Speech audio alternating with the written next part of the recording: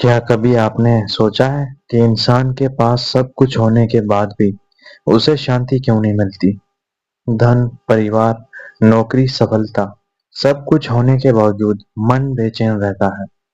19वीं शताब्दी के महान योगी लाहिड़ी महाशय लाहिड़ी महाशय ने इसी प्रश्न का उत्तर अपने जीवन और शिक्षाओं से दिया। वे एक साधारण सरकारी कर्मचारी, पति और पिता थे, लेकिन साथ ही गहरे आध्यात्मिक साधक भी थे। उन्होंने ये दिखाया कि ईश्वर की खोज केवल जंगलों में या आश्रमों में नहीं, बल्कि सामान्य जीवन जीते हुए भी की जा सकती है। आज इस वीडियो में हम जानेंगे उनकी 7 ऐसी शिक्षाएं जो आज भी हमारे जीवन को बदल सकती हैं। पहली शिक्षा, ईश्वर को संसार छोड़कर नहीं, संसार में रहकर खोजें। जै जैसे कि उन्होंने किया था।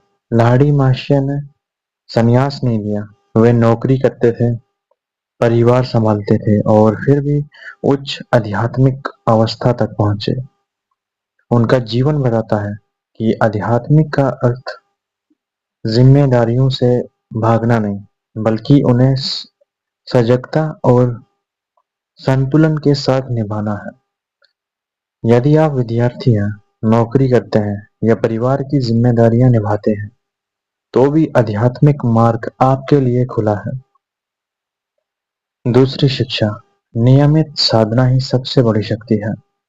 लाहिड़ी महाशय के अनुसार केवल किताबें पढ़ना या चर्चा करने से आत्मज्ञान नहीं मिलता। वास्तविक परिवर्तन तब आता है जब व्यक्ति प्रतिदिन ध्यान, प्रार्थना या आत्म-निरीक्षण का अभ्यास करता है। हर दिन कुछ मिनटों की सच्ची साधना कभी कभी-कभार घंटों की साधना से अधिक प्रभावशाली होती है। तीसरी शिक्षा, अहंकार सबसे बड़ा बंधन है। मनुष्य सोचता है मैं सबसे श्रेष्ठ हूँ, मैं सब जानता हूँ, लेकिन लाहिड़ी महाशय का जीवन विनम्रता का उदाहरण था। वे स्वयं को कभी महान सिद्ध साबित करने की कोशिश नहीं करते थे। जब अहंकार कम होता है, तभी सीखने की क्षमता बढ़ती है और मन शांत होता है। चौथी शिक्षा, हर धर्म का लक्ष्य एक ही है। उन्होंने किसी एक धर्म को श्रेष्ठ बताने के बजाय ये समझाया कि सभी सच्चे आध्यात्मिक मार्ग अंततः ईश्वर या आत्म साक्षात्कार की ओर ले जाते हैं। इसलिए किसी से घृणा करने या धर्म के नाम पर विभाजन करने के बजाय प्रेम और सम्मान रखना ही सच्ची आध्यात्मिकता है।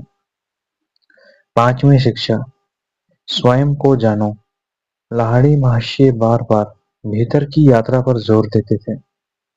हम पूरी दुनिया को जानना चाहते हैं, लेकिन अपने मन, अपनी इच्छाओं और अपने भय को नहीं पहचानते।